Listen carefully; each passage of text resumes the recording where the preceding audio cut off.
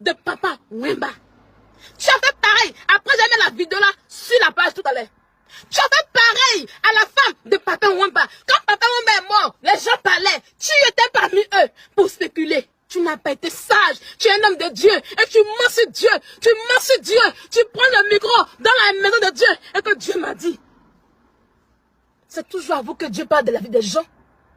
Moi, un homme de Dieu ne peut pas s'arrêter devant moi pour me dire Dieu m'a dit. Parce que moi, quand j'ai fléchi mes genoux, Dieu me parle. Dieu ne peut pas parler à un homme de Dieu pour me dire va décider de jamais. Dieu nous parle. Oh, tu es où? Ceux qui sont qui disent que oui, il y a des trucs qu'il faut laisser. Laissez les gens faire. Parce qu'il a fait pareil aussi à un mort. Il a fait pareil aussi à une veuve. Même pas, lui, il est veuf. Mais à une veuve, il a fait pareil. Il a menti sur le corps. Mais tu connais le compte de Papa Wemba? C'est Dieu qui t'a dit qu'il n'avait rien de ce compte. Tu t'assois à l'église pour faire des règlements de compte. On sent la jalousie, la haine de ton cœur. Et tu prends ton micro pour parler d'un mort. C'est que tu n'as pas pu lui dire de son vivant.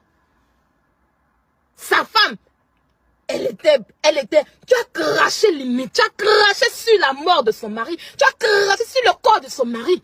Et aujourd'hui, on dit que ta femme allait en Tchéco pour la Bible, on dit que c'est faux. Aujourd'hui, on dit que oui, ta femme en question, on dit que... Ils sont dans la maison à me détester, à part que... Donc toi, Aya Robert, tu es arrivé en France en 2018 là. Ça fait 6 ans que tu es en France. Tu ne fais pas de bilan pour ça. Ah, depuis que je suis en France là. Quel est mon bilan? Est-ce que je me suis bien intégrée en France?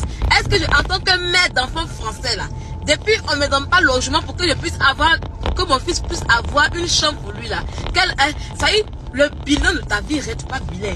C'est bilan de blogueur. Bilan de blogueur que tu peux mettre sur un CV. Bilan de blogueur qui peut t'assurer une retraite. Bilan de blogueur qui n'est même pas un métier que toi tu fais jusqu'à présent. 5 ans de bilan de blogueur.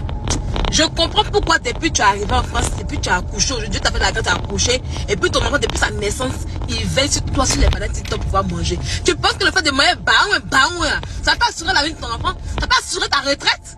Tu peux pas chercher avec une bonne formation, dans ta tête tu as papier, dans ta tête tu fais formation. Eh? Je comprends tout aujourd'hui en fait quoi. Mais toi tu fais honte en fait en réalité. Comme vu on a qu'à faire bilan de blogueur. Ça veut dire que tu es sérieux dans ton rôle là. Hein? Tu es sérieux depuis 5 ans tu as eu quoi? Tu n'as même pas un métier, tu n'as même pas une formation, tu n'as même pas un boulot à toi.